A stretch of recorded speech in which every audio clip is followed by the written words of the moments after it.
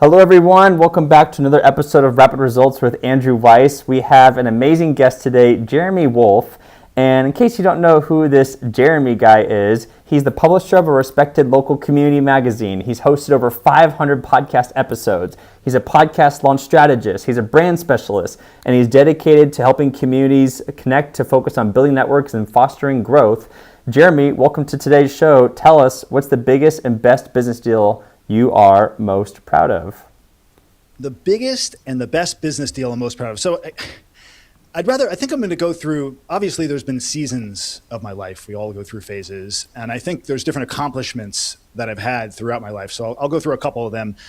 Going back, 15 years ago, I would say, 10, 15 years ago, I started an insurance agency, built it to $several million book of business. And unfortunately, due to some issues that I had on the legal front, I had to shift around COVID time, and I got into marketing.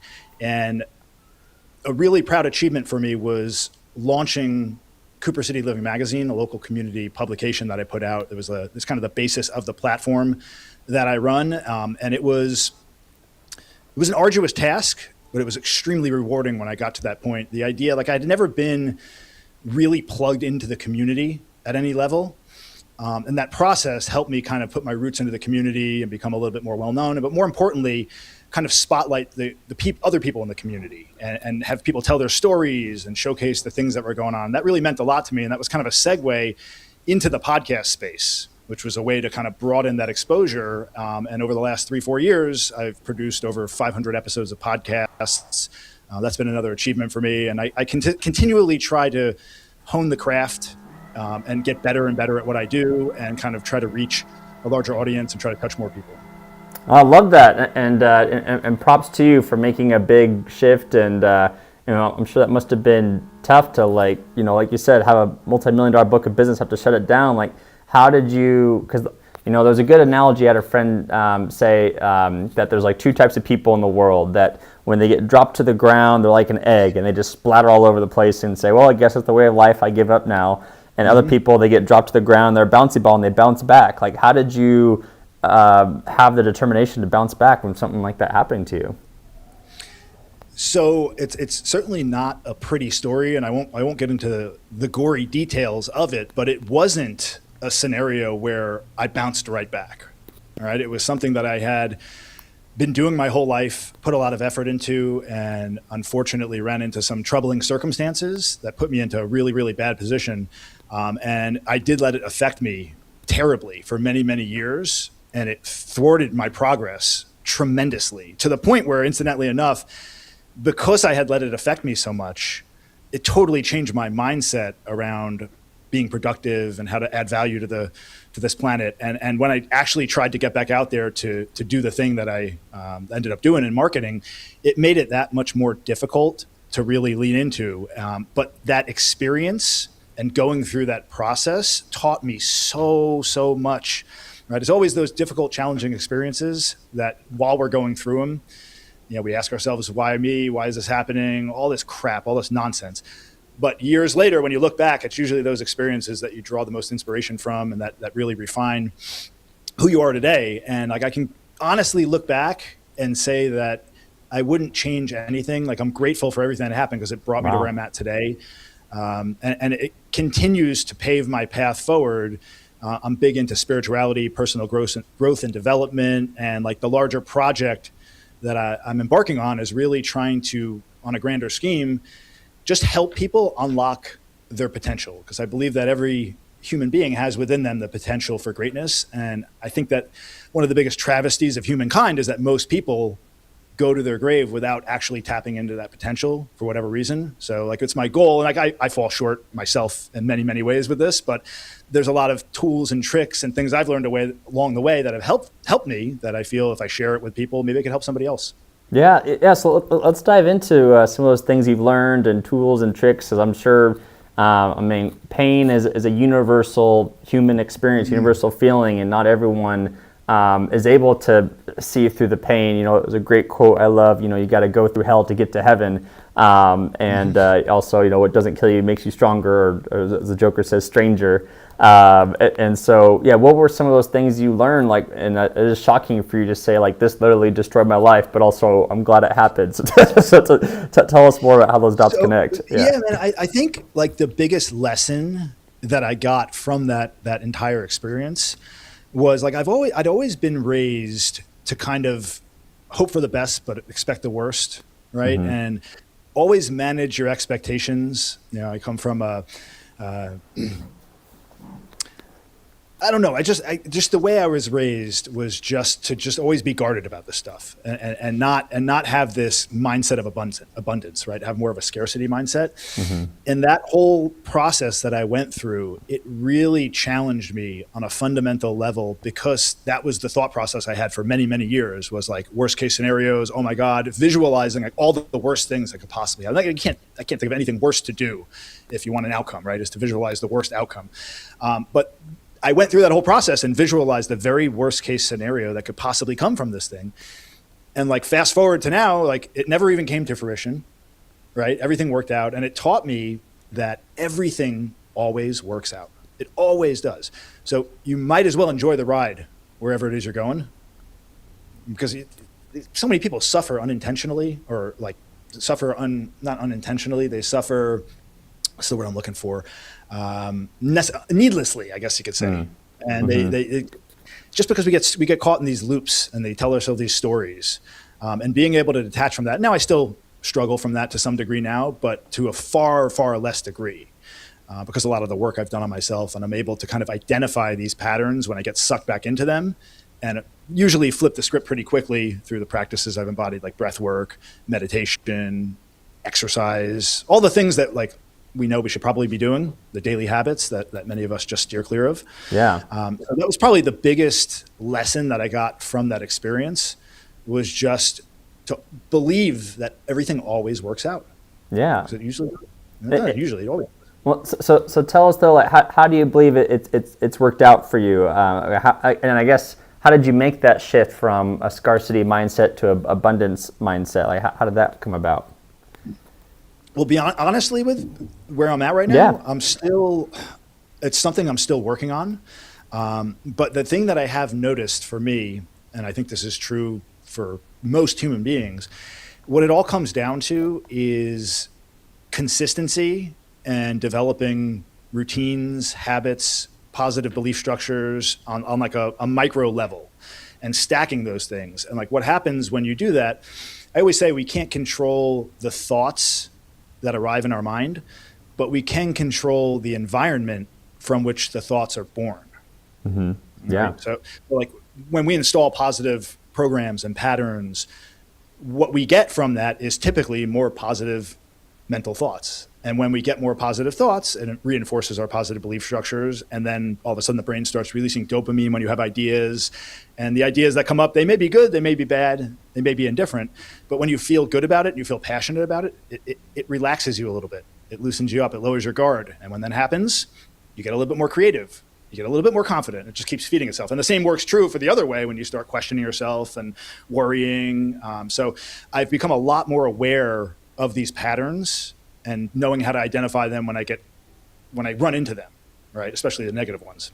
Yeah, and so you brought up the learning the importance of habits and consistency, and I'm sure a lot of people want to know like how do you get the consistency to create 500 podcast episodes? I mean that's an amazing feat. Not many people get those kind of bragging rights. So what would you say to encourage people, or what are the hacks you use to get to 500 podcast episodes? I just leaned into the process. I think part of the reason why I was so active doing it initially was because it was so fundamentally tied in to what I was already doing in the community. One of the podcasts that I host is called the Good Neighbor Podcast Cooper City, and it's a platform where we invite local business owners, local leaders, influential people, what have you, on the show to talk about what they do, their personal and professional journey, and all of that kind of stuff. And that kind of just fed into the stories that I do in the publication, the helping businesses grow. It was all about like rising tide lifts all boats, right? How can we harness the roots of the community and grow together? And when I leaned into doing that, the conversations that I had with people became much more fruitful. and just built relationships through the podcast that I wouldn't otherwise have had. Got lots of referrals to other interesting people. Like I've met so many great people in the community that up until the past few years ago, I didn't even know existed because I'd been living with my head under a rock half the time. Yeah, makes sense. So it sounds like you're able to stay consistent because you knew that this was a project you were passionate about, and it sounds like you focused more on just booking the next episode rather than worrying about all the details of how to produce the next episode. Is that correct? Yeah, and we talked about this before, and I know you feel the same. Like with anything else, when you start out doing something, it's usually going to suck when you start. Yeah, that's how it goes. It's just not going to be great, right? Yeah. I think like what Mr. Beast talked about, his first 100 pieces of content, like they're garbage, right? But you have to do the thing. Like anything else in life, you've got to do it. You got to build the muscle. You got to get more comfortable being uncomfortable. So yeah, when I started, I was doing video, but I was just basically releasing the audio. At first I started releasing the full audio, and then I started cutting it up into little clips of audio and posting that on social media. And then I was like, well, I have all this actual video footage. Why don't I start cutting that up? And then we started evolving with that. And it just keeps getting better and better over time. And you keep getting more comfortable, and it's just, again, like anything else. Yeah, you got to put in the reps. And I mean, my favorite example I like to use too is like the first time that we're driving a car. Like I don't know about you, Jeremy, but I was terrified, and I had no idea what I was doing. And then one day when I was getting my driver's permit, my father was like, "All right, now we're gonna go drive on the freeway." I'm like, "What?" And so just like freaking out about how to merge traffic and all that. We never practiced in the parking lot like apparently you're supposed to. So I'm sure thank goodness we didn't get in a wreck that day, but now like did you learn with a stick shift or automatic? No, unfortunately it's automatic. But now like I know people are used to. My buddy was telling me how he was impressed how his friend's dad he learned how to drive a car with a drink in one hand, a burger in the other hand. He would use his elbow for the stick shift, and then use the steering wheel with his knee. And so it's kind of home, kid. Yeah, exactly. But just kind of make to the point of the podcast space, like, yes, it's a new skill, it's a new journey, new endeavor, but after you put enough reps and skill sets or not skills, but yeah, enough reps and resources and time into it, you're like, okay, now I can learn how to do all these things at the same time. So, it definitely makes sense about putting in the reps to get more consistent there. Funny aside about the driving, I actually, like, looking back and thinking, I can't even say that I remember learning how to drive. Honestly, I don't even. I'm trying what? I don't know what car. I remember taking the test at the DMV. Mm-hmm. I don't remember what car I learned on. I don't remember riding with my parents. I'll tell you the one thing that I do remember. My brother learning to drive. He's 7 years older than me. I was in the back seat of the car. This was I must have been. He was 15 or 16 at the time in New York, and I was 7 years younger, so 8 years old, whatever it is, 7, 8 years old. And it was on a stick shift, and he stalled out in the intersection. And no. What do you think my father, shout out to Dad, I love you, Dad. What do you think he did when he stalled out in the intersection? Tough it out, yeah, like learn how to do it kind of thing. He started hitting him. Oh, no. Oh, jeez. He's like, get the car in gear. Like, yeah. Come on, Dad, you could do better. Yeah, anyway, that lasted with me. It's funny now, but at the time, I'm sure that was deeply traumatic for my brother. Of course, but he eventually learned how to drive, right? And I guess he's tougher now for having experienced that. So the moral of the story is, if you do a bad job podcasting, Jeremy will come hit you. Is that what you're saying? There you go. We'll beat you into submission. That's the school of thought here. Yeah.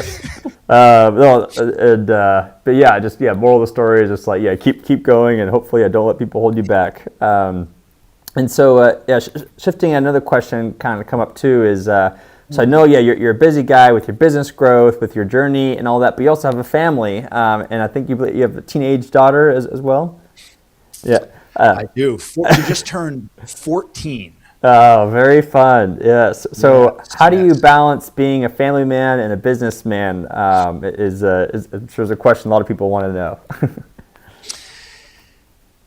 The thought that comes to mind is, like, obviously we all struggle with this, right? We're human beings. We're not perfect. there are certainly times where there are challenges, and we tend, going back to this idea of like the stories that you tell yourself, sometimes we get these thoughts like, oh, I'm a bad father or whatever, I'm a bad parent or a bad husband, these things, right? And David Rothenstein, whom you know for the Brotherhood, he said something about that really landed with me. I think on the Argentina trip, he said that like when that thought comes up, he redirects the thought. It's like, I'm not a bad father. I'm just having a difficult moment. Yeah.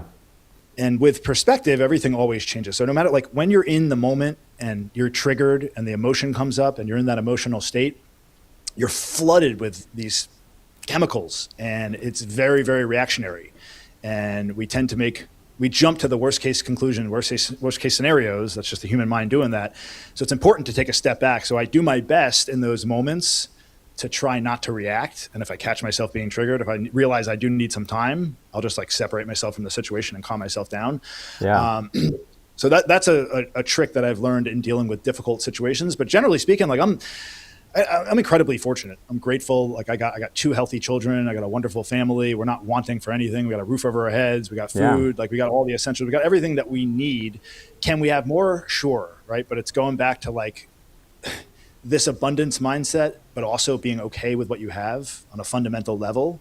Yeah. And I think in order to achieve ultimate abundance, you have to be okay with not having ultimate abundance. It's a two-way street. Yeah. And then for your daughter and your business, I know some people's dream is like, oh, I'd love to have my kids involved with the business I'm doing. Other people are like, no, they're on a completely different path. Like, what are your thoughts about all that? I would love her to be involved. In fact, when I started doing the podcasting, I started doing like little graphics and stuff on Canva to start with, the little podcast badges, the things for the website. And I got like, I'm a perfectionist, Andrew. And when it comes to doing that stuff, I could spend, like, I'll do a free podcast for a business owner and I'll spend like an hour and a half coming up with the graphic for the website just to make sure that everything sits perfectly on there. Like, this is not the best use of my time. Like, this is it's fun to some degree, but I can't be doing this. And I offered my daughter, I was like, hey, I'll give you like $5 or $10 to do these for me. And I farmed out some of that stuff to her, and she did some of it, but I don't know, when you're that age, it's hard to kind of get committed to doing these things. And slowly but surely, she didn't do the best job ultimately, and she didn't do it when I needed it. So unfortunately, you had to fire your own daughter. I had to let her go. But she's still young. She's got plenty of time. I would love nothing more. Like when I was she's very sharp and she's very quick on her feet. Unlike myself, like if I'm doing cold calls or I'm in a conversation and somebody catches me off guard, a lot of times it takes me a minute. She's very, very quick. And when I was doing cold calling, I was trying to get her to do cold calling for me. And I was trying to get her to like start one of those, like a YouTube channel of a kid calling. Cause I know that there are some of those out there, and that does resonate when you see a young kid. I love that. It's like a 7-year-old, like doing cold calls. I saw that video. Yeah. Yeah. She was doing like a bracelet business, and I wanted to have her like do a whole spiel, a whole thing about the bracelets and just start reaching out to people. And like, ultimately she never did it, but again, she's still young. We got plenty of time. Oh, good. Okay. Still hope. That's good. And so, you're talking about how you help businesses and how you help clients. So I know that, you help them create podcasts, you help them get on publications, on magazines. So tell us, what are some marketing and PR tips that businesses should be aware of to help grow their business awareness, essentially? Yeah. So a lot of the people that I deal with, or the businesses that I deal with, are more like small, medium-sized businesses. That's why we focus locally on the communities. And I think that for that demographic, I think that what you need to do is, often we get this vision in our head when we start a business that we need to kind of reach everybody, right? And we spread our message too far, too thin, and it falls flat because there's so much noise out there and it's so difficult to reach people. So I think the biggest thing would be becoming intentional on who you're speaking to and what their specific pain points are, and then try to like craft your message around those things, right? And try to figure out who you're speaking to, who's that avatar.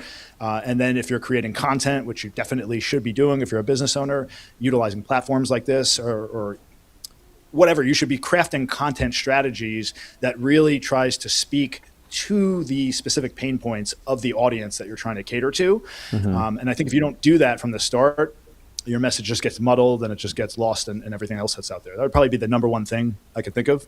Yeah, the riches are in the niches, essentially, and like I like that. Like if you sell to everybody, then you sell to nobody, essentially. There's also, I'm learning about this fascinating thing called the curse of knowledge. That when we know something, when we've learned something, we assume that everyone else already knows it. And so, is there anything else like outside of like riches and niches that like that's sometimes surprises you, that like when you're talking with a potential client or working with the business and they're like, how do I improve my marketing and PR? You tell them X, Y, Z, and they're like, what? I didn't know you could do that. I didn't know that was possible. Like, what are some more examples of that? It's funny that you say that, because we talked about this briefly before. I think, and this is true for me, probably for a lot of people, once we lean into something and learn it and get a new skill, like, I don't know about you guys, but I tend to discount that skill, just like you said. And I think that, oh, well, it's not that big of a deal. You could do it. You could just do it. It's no problem. Yeah. And then you forget all the blood, sweat, and tears and everything you put in to learn that skill. And like, I think that you have to be modest about this stuff, but you also should be confident and should be, enthusiastic and happy about the things that you've achieved. And for me, I have a tendency to kind of downgrade a lot of that and not use that to my advantage. I think another thing that I see with a lot of business owners and just people in general, like, people have so many limiting beliefs. Mm-hmm. And I think that the biggest thing that holds anybody back from anything is always ourselves. Oh, totally. Absolutely. Always. Yeah. And there's so many people that I run into out there that are constantly blaming externalities for their situation. And when you do that, incidentally enough, you lose the power, right? You gain the power when you take control, as Jocko Willink calls it, extreme ownership. Like, it doesn't matter what happens. I was thinking about this earlier today. I went for a run. I love to run. And I often get injured. And I was dealing with an Achilles issue. And it was starting to feel better. So I went for a little run. About 1.5 miles in, the pain started coming back in my ankle. And that first thought came to my mind. It's like, why does this always happen? Like, why? Like, I rested. Actually, I stopped myself immediately. I was like, you know what? Like, that's on me, right? Number one, if I want to avoid these issues in the future, I need to take better care of myself. I need to implement a better stretching protocol. I need to do more strength training. I need to do all the things to shore my body up. And after doing that, if I still have those problems, well, then guess what? There's 1,000 other things you could do besides running. But I just love the suck of running so much. I've gotten used to the suck of running to the point where I'm so comfortable doing that uncomfortable thing. I don't want to learn to do a new uncomfortable thing, but that's 100% on me. Yeah. That's all me, right? It's not like, oh, I got injured, woe is me. Like, that shit happens. It happens to all of us. It's like, what do you do with that? And that's something that I became aware of. And now it's like, all right, now I need to really, really focus on pivoting and shifting to shore up my body, and then find other things I could do when I do get injured running. Well, go on a bike or do something else. Yeah, plenty to do. Keep going, and that's definitely, it's always been my attitude as well. Like, I love playing basketball, and I injured my wrist, and I'm like, oh, well, I guess I can't work out anymore because I injured my wrist. It's like, no, you still gotta walk and get on a bike or do something, and like I did a Spartan race recently in Seattle, so it was really? It was. Tell me a little bit more about this Spartan, because when I was in Argentina, one of the brothers, he'd done like 50 plus of them. Yeah. And I saw it through his lens. We talked about it, but I'm interested. He was the only person I've ever spoken to on a Spartan race. I didn't even know what it was. Tell me a little bit about your experience. I guess tell briefly what it is first of all. And then so for me, I love exercise, but I don't like running just to run. And so I love obstacle course races because it adds extra excitement to the run per se. So I did this. There's multiple levels of the Spartan race. There's the quote unquote toughest one called the Spartan Super, where it's a 10K, so about 6.4 miles and 25 obstacles. And the other one is like a 5K with 20 obstacles, basically. Do you have to wear a weighted vest too? No. I mean, people who are hardcore probably wear a weighted vest, but you literally can show up in whatever clothes or shoes you want, essentially. And I will say what's different from the Spartan race from other races is that at one point in the Spartan race, you have to, if you want to quote unquote do all the obstacles, is completely submerge yourself in muddy water and swim under muddy water on the other side, essentially. And so it's the craziest, most intense part of the race. Well, I mean, obviously it's all perspective and stuff, but for me, it's fun because like you run like a mile, then you have to jump over an obstacle. You run a mile, and you have to do like these monkey bars. Like you run a half mile, and then you have to like pick up a 60-pound bag and carry it up a hill, and then roll down the hill on it. And so for me, I like it. It's fun doing the obstacles, and obviously it's a very amazing community aspect of it, where everyone's like encouraging each other and cheering each other on. And when I was in college, I did a marathon, the 26 miles, and to help train for the marathon, I did a Spartan race in college as well. So this is like me doing a Spartan race 10 years later, and I'm probably in a little less shape than I was in college, but I was still able to complete it all the same. But no, I highly recommend people who are want to push themselves, challenge themselves, and are into fitness to do a Spartan race. Because like for me, I had fun because like I said, I love exercise, taking care of my body, and it makes running more exciting, essentially. Yeah. Yeah, I can see that, right? Like breaking up the monotony of the run. Well, one of the things I've come to love about the running, like I said, is the suck of the run. Like every time I get my shoes on and I go to run, like without fail, the first few hundred yards, even the first half a mile even, I'm just like, oh my this God. Is awful. Yeah. Why am I like, my legs start hurting already? It's like phantom pain. It's like my body is trying to hijack me and get me to go home. And I'm like, why am I? And I just go and I go and I go. And like something magical happens all the time. After 15, 20 minutes of continuous running, all of a sudden, the runner's high. Ideas start to flow, positive thoughts start to come. I was supposed to do a half marathon last weekend or the weekend before, and because of the Achilles thing, I decided not to do it. So I need to sign up for another. Need to sign up for another one or something else to replace that. I mean, if you want some inspiration, we already signed up for the Seattle Spartan race in 2027. So. For those listening and want to join in on that race, I'm going with a couple of buddies, and so we're going to do an encore event. I think I want to make it like an annual thing, just because it is fun. You get a good reason to have like a fun weekend in Seattle leading up to the race as well. And but why Seattle? What's special about Seattle other than the race being there? Is there anything else? Oh, I'm from Oregon, so it's the closest area, and now I'm in California, so it's quick hop and a skip. I think the only other options are like Tennessee and Montana, and so Seattle's easier, essentially. Oregon, magic mushroom country. Yes, very very magic. Yes. What was I gonna say too? I don't remember, but yeah. I was gonna say So with running, I've noticed, I'm a big patterns guy. Like I love noticing patterns.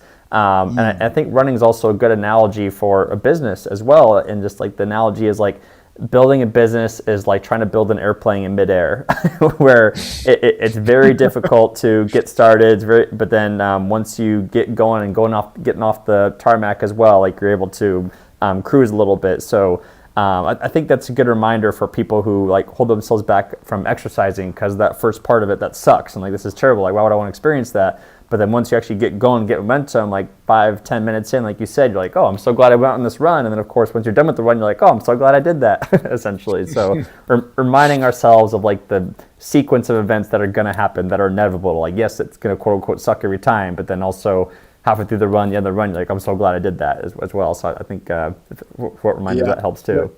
The $1 million question is why it can still be so tough, so difficult to motivate to go do the exercise when you already know that when you do the thing, you're going to feel way better than you were before. Yeah. When you're in the moment, especially when you're not feeling well, which is like the time you should do it. You should definitely do it. Oh, of course. Most. Yeah. It's like when I feel stuck, when I'm cloudy, when I'm just not firing all cylinders. Like if I just know if I can get my shoes on and get out the door and run, like it will clear me up on the other side of that run. But in that moment, it just feels impossible. Like I don't want to do that.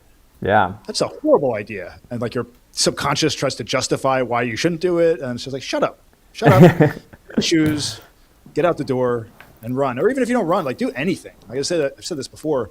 I'll say it again. I'll keep saying it.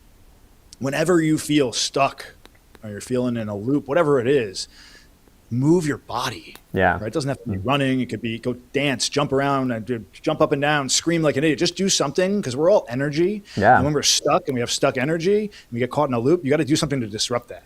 And so just do something. Like when I was in college, I used to sell books door to door with the Southwestern company. And we would get up and we would have breakfast in the morning at a breakfast spot. And the company taught us to do, before going out into the book field and knocking on doors for 12 hours a day, they taught us to do these executive exercises. So we'd go to have breakfast, and then we'd come out and we'd dance around. We'd do the funky chicken, we'd do shopping cart races. We did all this stupid shit. Yeah. So that, like, the idea there was like, okay, move the energy around, get all the nervous energy out, do something really embarrassing to start off the day. And then everything else is just a little bit easier, right? And that all had to do with just kind of disrupting the flow. Yeah. It was very, very useful. I love that. And I know, like, we were also talking about too, how most people, when it comes to building their businesses, like, the thing that prevents them from doing that is getting in their own way. You know, I was working with the guy, JV Crum. He has the, I think, like, Mindset Millionaire podcast or something like that. And he talks about how 90% of success is mindset and 10% is actually, you know, action and skill and things like that. And so you mentioned earlier that, when we gave advice about, making sure you're niche down in your marketing and your PR to help get more clients. You talked about helping with your mindset. When you're working with potential business owners, or when you're working with clients and business owners, what do you do to help them with their mindset and limiting beliefs to help them get out of their own way, essentially? So a lot of what I do is centered around long-term brand development, and building trust and credibility over time. It's the key word, over time. And I think a lot of people have an instant gratification mindset, right? They want to see immediate results. They want to, especially, like, I always say that business owners want to put like a quarter into the ROI machine and then get like $5 out the next day or the next month or whatever. Like, it's just not how a lot of this stuff works. So I think a lot of what we need to do is have open and honest conversations about what we're trying to accomplish, right? And how we're going to ultimately get there. Yeah. And not promise too much too quickly. So many people out there will, like, you on social media, it's like, I guarantee you I will get you this, get you that. It's like, there are no guarantees in this life, right? Except for what, death and taxes, they say. Yeah. So, like, I think just, but there are ways to get out of taxes now. So yeah. But again, just building these deeper relationships and helping people to understand that in order to build authority and build recognition and build the credibility that you're after, that's a long-term project. And it's not a one-dimensional project. It's not just doing marketing. The marketing component is a very, very small piece of the pie. Yeah. Right? It might only be 5 or 10% of what it takes to actually grow your business and scale your business, right? You have to do so many other things properly and correctly, and really continue to do them consistently. And I think probably that's the number one thing where people fall short, is just with the consistency. They might be consistent for a month or 2 months or 3 months, maybe even 6 months. But when you do something consistently, for an extended period of time, you get to like a crossroads where if you're not getting the results that you expected, right, why would you continue doing that thing? What a lot of people do is they stop everything altogether and they completely pivot. And I think what you need to do is assess the situation and make tiny pivots and continue down the direction and experiment with new things. But so many of us get discouraged. If you put 3 months into doing something and you're not seeing results, like, well, again, you start telling yourself that story. Clearly it's not working. Maybe I'll do something else. Maybe I'll chase this shiny object or this squirrel. Yeah. When the path forward might have been like a small iteration on the thing you were doing. Yeah. And moving forward, it might have broken you through. So I think that's where a lot of people fall short in that realm. No, it makes sense. I love how you explained all that. Well, yeah, and I know that, I wanted to make sure we get a few questions left before we end today. So what do you believe are the non-negotiable actions and habits to be successful? Non-negotiable habits and actions to be successful? Yes. I mean, I can only speak for myself. I guess everybody's different. Everybody has to have their own system and their own routines. For me, success comes from very, very small, micro, daily habits and consistent motions from the start. Like, and I fall short of this all the time, brother, but like just getting up in the morning at the same time every day and having a routine in the morning. Like when I get up, we have an accountability call that we do at 6 a.m. I haven't been on in a week. When I get up and do that call, I might not want to get up. I might not feel great. When I get up and I do that call and I go walk in the morning, and then I get back from the walk and I do my breath work, and I have time to kind of get ready for the day, and I'm not rushed getting my kids lunches together for school, everything just kind of follows from there. So I think that would be a non-negotiable for me, is just to continue doing these things. And then from there, like I said earlier, once you start installing these patterns and these programs, you start just inevitably unlocking more creative potential and more positive things, and then structuring things from there, right? The calendar is a big one, right? Making sure that you put things on your calendar and you guard your time. So many of us are lacking structure. And once you start mapping things out and you just, like, if you keep everything bottled up inside your head all the time, you're going to have no room for new ideas. You're going to be cluttered, just like a messy house. If you get all the junk out of your head, all the things, your to-do list, things you have to do, ideas, every time you have a new idea, every time you have a thing to do, take it out of your head, put it somewhere, right? And get back to it later and just make room for more. And you may or may not get all the stuff done, but it helps you operate from a place of clarity moving forward. And then when you have a big decision to make, so like, you'll be a little bit more clear thinking and you won't be cluttered.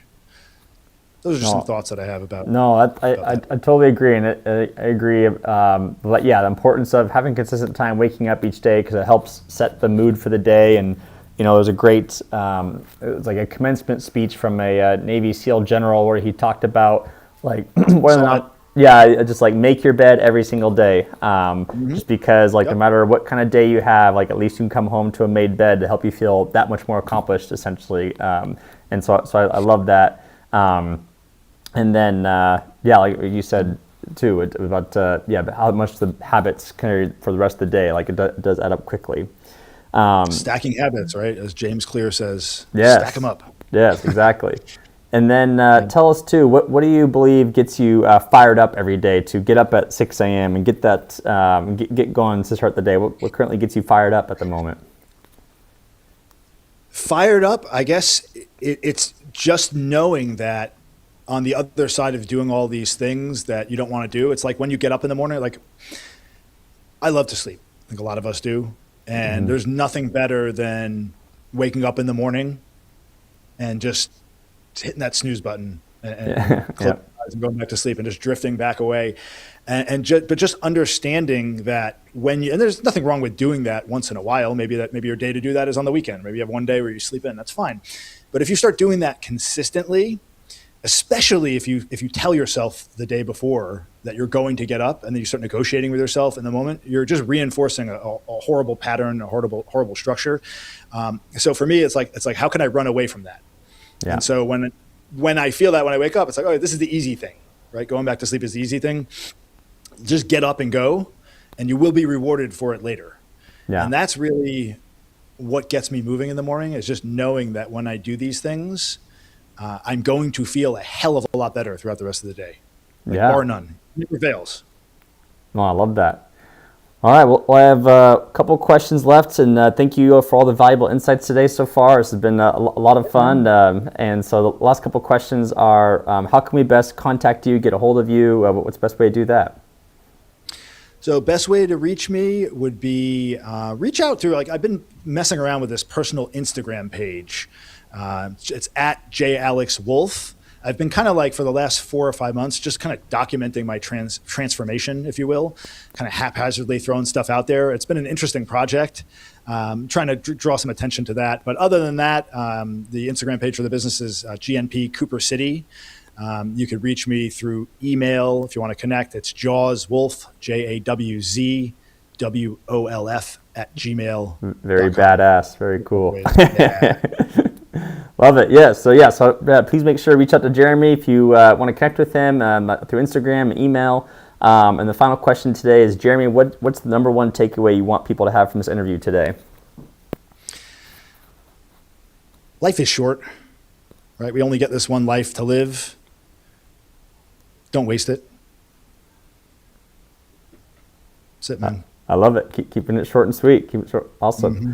Well, yeah. Well, thank you again, Jeremy, for your insights. Definitely make sure to connect with Jeremy. Jeremy, I'll close it and we can debrief after. But thank you everyone for listening, and we'll see you for the next episode of Rapid Results. So thanks, everyone. Cheers.